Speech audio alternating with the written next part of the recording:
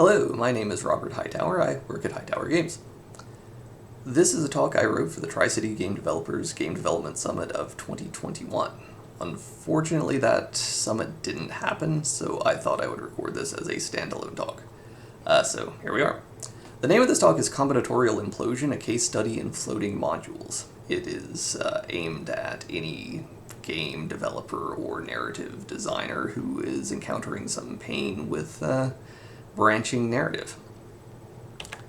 I'm currently making a game called Arbitology Dei Gratia Rex. This is an interactive narrative game. Last year about this time I did a talk about interactive and procedural narrative. It was a whirlwind introduction. I'm going to be retreading some of the same ground, so bear with me here. This game uses floating modules driven by weighted random selection, and you should wishlist it on Steam. Anyway, the problem. This is the time cave pattern. It's very intuitive. You think about, interactive narrative, and this is the first thing that comes to mind. It's well-trodden ground going all the way back to Choose Your Own Adventure novels. There is a problem, though, and that problem is the combinatorial explosion. So let's say you have 8 choices and 1 piece of introductory material. Well, if you only have the simplest possible choice, that is to say yes or no, a binary choice, true or false, you end up having to write 511 pieces of content. That is 1 introduction and then 2 to the 8th power. Well, the player's only going to see 9 of them per run. That's a content check you really cannot pay if you have any kind of scale at all. If you, for instance, write a 10-word microfiction for each of these pieces of content, that's over 5,000 words. That's 2 full articles. It's not really reasonable. Well, okay, so how do you fix that? One method, and I should point out this isn't the only method, but it is the method I prefer, is floating modules. These are branches that are not connected to a trunk. You can use any pattern due to the brevity. You might also have heard these called storylets. So if you take a look at the one in the top left there are 7 pieces of content. There's an introduction and there are 2 choices. Any player that encounters this is going to see 3 pieces of content out of 7. That is a very good ratio, certainly when considering the previous. So, now in DGR parlance, each piece of content is going to be called an event. So what does that look like? Here's one. In this one, our young prince encounters a dog. It's winter. You have 2 choices and 2 choices only. You can run away, you can fight back.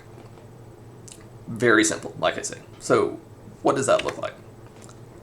Alright, here is what actually renders that event.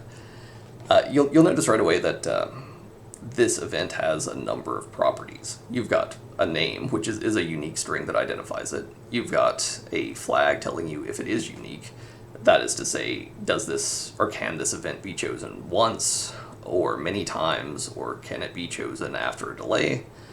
You've got a requirements function. In this case, you can only encounter this event during the winter months.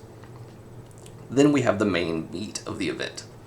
And as you see immediately, it references winter, so that would be kind of silly if it happened in June, right? So that's why the requirements function. And then we have the options. In this case, we have run away, fight back. And if we go back to here, you notice fight back is slightly red tinged.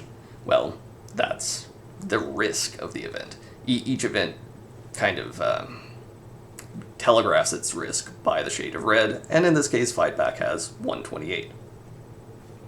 So, okay, let's say we want to fight back. Hooray! We have 1. In this case, we drive the dog off, it's great. And there is only 1 choice available.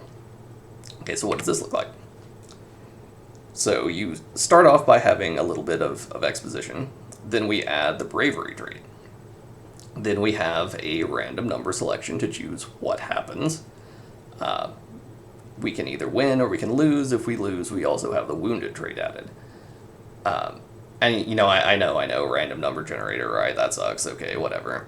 But at this point, the player doesn't actually have traits. I've mentioned this in other places, but this is actually stealth character creation.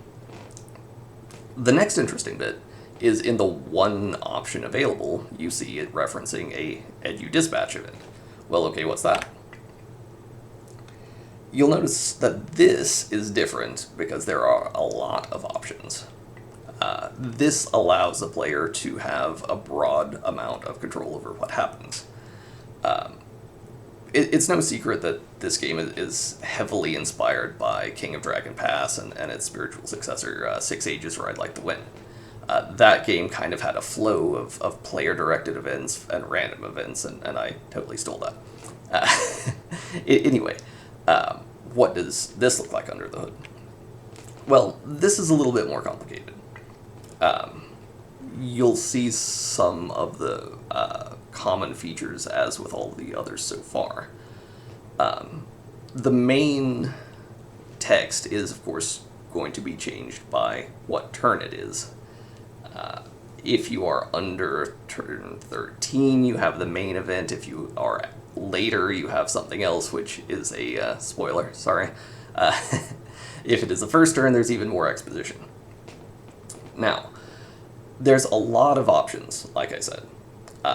And if you take a look at those at the very bottom there, the first set is hard-gated to occur only under turn 13, and the second one is hard-gated to appear only at or after turn 13. So the number of choices you give doesn't have to be static. It can be variable. And it still works with these floating modules. So, given that there's all these choices, let's say that we pick the leisure choice. Okay, in this one, the very first thing we do is comment on, well, how many times you have taken this choice. If you do it frequently, the game understands that and comments on it. But then we jump down to the common options again. Focus on something else. You can go back to the dispatch and choose something else if you didn't mean to click on this, for instance. You can do something indoors, or you can do vigorous to sport. Now, this one is interesting because it doesn't necessarily return the same event, and in fact, it almost never returns the same event when you click on it twice.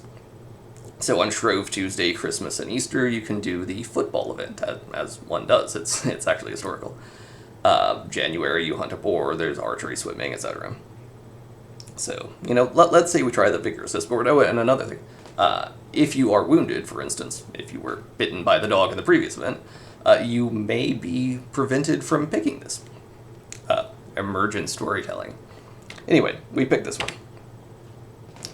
So, the boar hunt. It's a cold month, so it's January, right? Again, that would be kind of silly if it happened in July.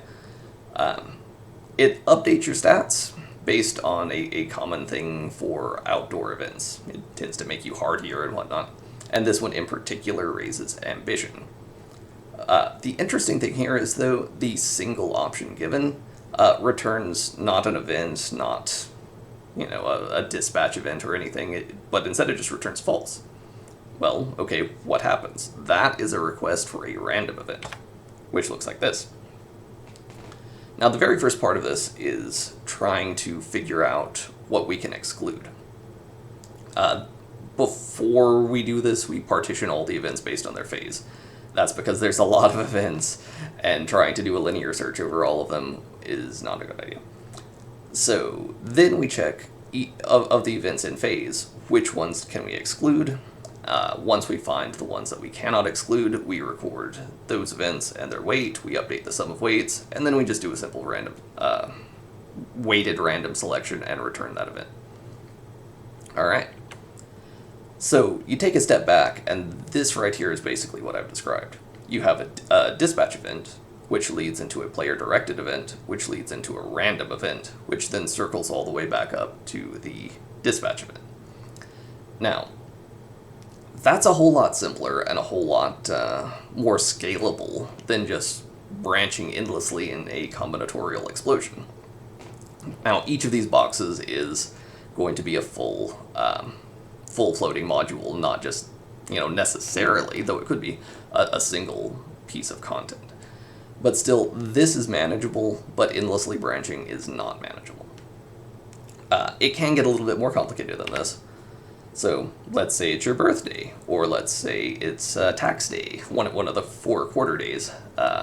Or let's say a bishop has died, leaving his sea empty, and you have to choose what to do with it. These events are injected into the random, or into the flow I described before, because you can't really fit them in otherwise. It's a complicated thing, but it's ultimately necessary. Or you can have things like this, where you soft gate rather than hard gate. For this event in particular,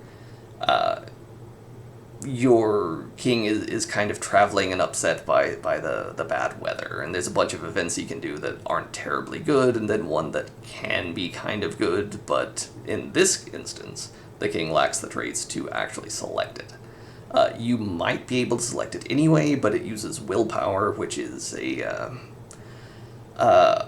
resource that is not in high supply, and you don't actually know if you can do it or not. Well, you don't know if you have the willpower or not. But these little complications are basically the result of scope creep, and you don't have to do anything like this. Anyway, if any of this sounds interesting, please wishlist the game on Steam, follow me on social media, there'll be links in the video, I'm sure. And that is my talk. Thank you for watching.